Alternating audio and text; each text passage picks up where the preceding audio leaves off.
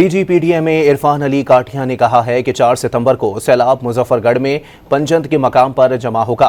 उसके बाद 6 सितंबर को 10 लाख क्यूसेक का रेला सिंध में दाखिल होगा। D G P D M Dawn news से गुफ्तगू कर रहे थे। कल सुबह 6 से 9 के दरमियान हम हेड त्रिमू के ऊपर तकरीबन 8,30,000 क्यूसेक्स तक का रेला एक्सपेक्ट कर रहे हैं।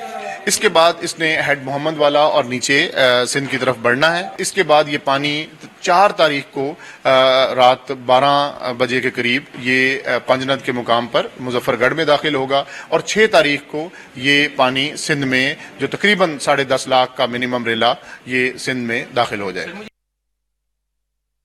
D G P D M Irfan Ali Kathia ने कहा है कि 4 सितंबर को सैलाब मुजफ्फरगढ़ में पंजंद के मकाम पर जमा होगा।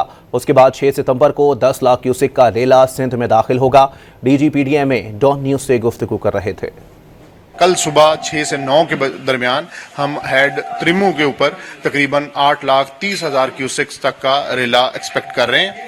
इसके बाद इसने हेड मोहम्मद वाला और नीचे सिंध की तरफ बढ़ना है। इसके बाद ये पानी 4 तारीख को रात 12 बजे के करीब ये पंजनद के मुकाम पर मुजफ्फरगढ़ में दाखिल होगा और 6 तारीख को ये पानी सिंध में जो तकरीबन 10.5 लाख का मिनिमम रेला ये सिंध में दाखिल हो जाए।